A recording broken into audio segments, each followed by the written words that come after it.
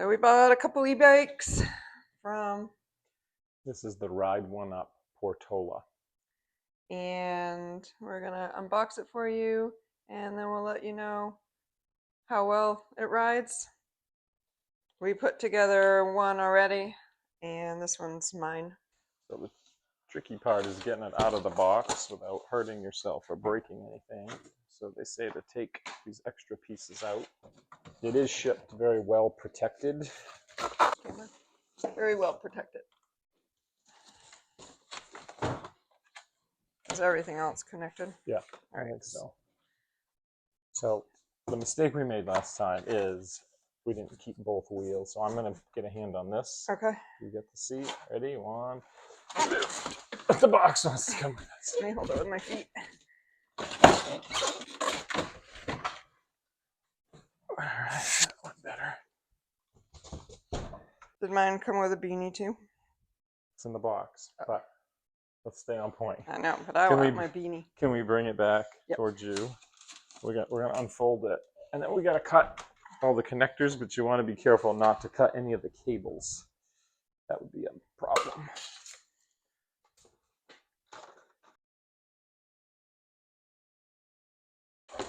It comes with a Ride1Up beanie.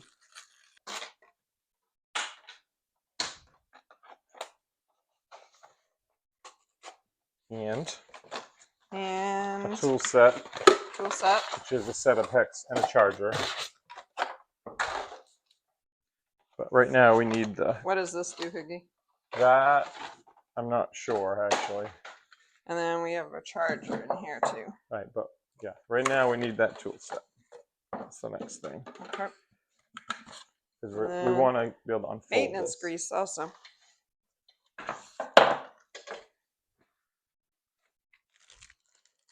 Oh, nice set of hex wrench. Okay, we need the number 5, but before you do that, we got to keep cutting pieces. Okay. I can't reach down there, but can you cut this stuff away from the folding mechanism?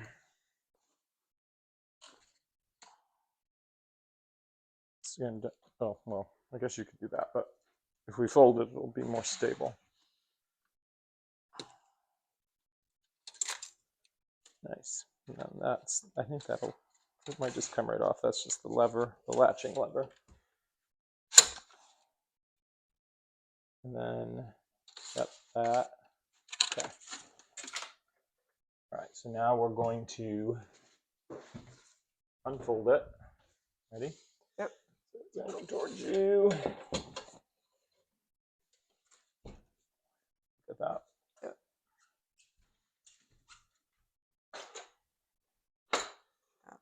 That was the latching mechanism. And then you can put the kickstand down.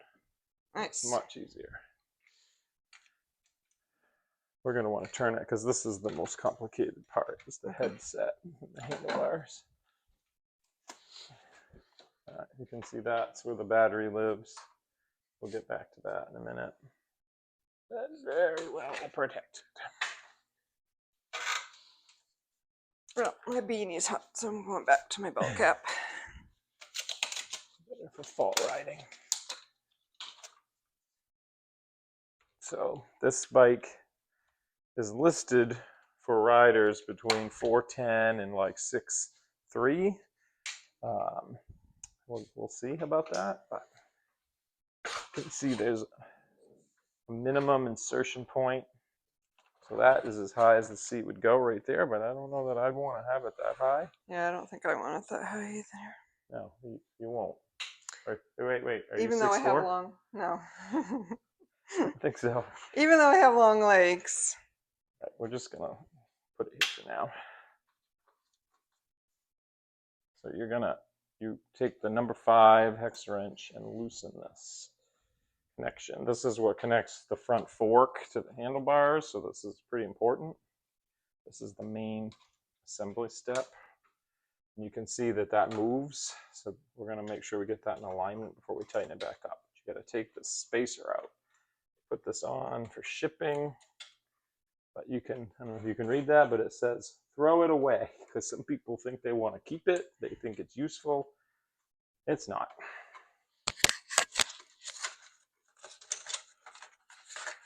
It's all right there. Throw it away. Make sure you do. Sometimes they say there's extra spacers. There's grease in there, so be careful. Make a mess. Oh, right there. That is the spacer that's supposed to be there, though. All right. So now we are going to set, you have to set that on there. Which is the best way to Well, go I think because of the wires. Yeah, I think you were going the right way.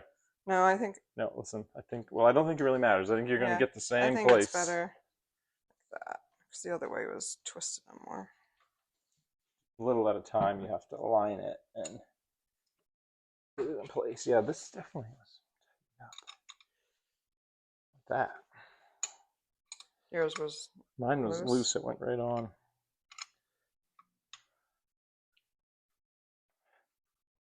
Okay, there we go. All right, so that's down there. So now what you have to do is you have to unlatch it and fold it down, because that's how we get where we can put this back in. So there's two parts. You have to push the button and fold that down, and then over here on the other side, you can't see it, there's another button, and we fold it down. Now you take this little doohickey with the stem for the stem, and you put it right down in the middle here. You don't want to tighten it too much yet, because there's a lot of little adjusting and alignment that we need to do next. So first thing is to kind of get it in there. So now earlier Nicole was wanting to line this up, but now I think we're ready to try to do that. First, I think we want to fold it back up for a minute. Try to line up, make sure that the steering wheel is lined up with the front wheel. And now we want to tighten these bolts back up that we had to loosen to get it on. This will keep it from spinning. We're going to fold this back down, because you can see we've aligned the wheel and the handlebars, so that's good. We're going to fold this back, and we have to make sure that the fork is seated into the head tube here. Right now it is not, so it's kind of a tricky maneuver here. You can tell when it's in. It's kind of like reminds me of a dislocated joint or something. If you ever popped out your shoulder, feel it when it's in there. So we're going to tighten it down. I got it lined up. I'm sure Portola, the Ride1Up people would recommend a torque wrench. I don't happen to have a torque wrench, so I do it by feel. I think in this situation that will be fine. Don't want to over tighten it. Now that fork is seated into the head tube. I'll fold it back up. Looks like we're still straight. Let's finish tightening down these. I don't think I quite tightened them down. These are what lock the handlebar onto the head tube to keep it from spinning. And there's two bolts there, and you want to alternate tightening them.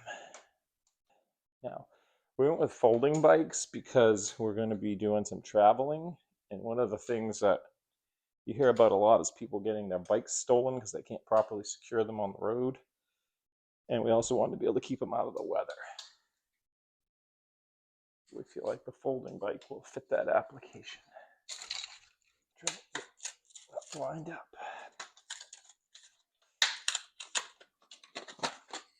All right, I'll flip our headlight up. This has integrated headlight and brake lights. You can see that has metal fenders. Some people say they can be a little noisy with rocks hitting them, but it's nice to have fenders so you don't get sprayed. It also has the lock to help hold it when it folds. Some folding bikes don't have this. I borrow your scissors. Yep. Here are the keys. you need the key. I don't know if you can see it over here, but there's a place to insert the key to unlock the battery. So you unlock it, and then this is the battery. We want the 13.4 milliamp battery. It's the bigger option. Extends the range a little bit. We're going to be testing that out, but this guy's pretty heavy. Feels like it's about a good 5 to 7 pounds. So you need the key there so somebody can't just easily like take off with your battery. So that's good. But don't lose those. It comes with 2. Separate them. Hide one. Will yours work on mine? That's a good question. I don't know. I haven't tried that yet. If you know, leave it in the comments. Okay, there's one other piece we got to check before we. So one of the things that Ride1Up stresses is to check to see if your derailleur is bent. The derailleur is back here. The derailleur is what helps the bike shift, and you can tell if it's out of whack, and it looks like it's in good shape. It does not look bent, but just make sure you check that out if you get one of these bikes. You can get beat up during shipping. So you want to look at it this way to make sure it looks straight, because you can kind of tell if they're bent. What worked for me is to just cut the nub right off. Kind of destroy the whole locking mechanism. Yeah, because just like that, all together. We'll give you some more information as we start using these. If you find my videos useful or entertaining, please click like and subscribe. Thank you.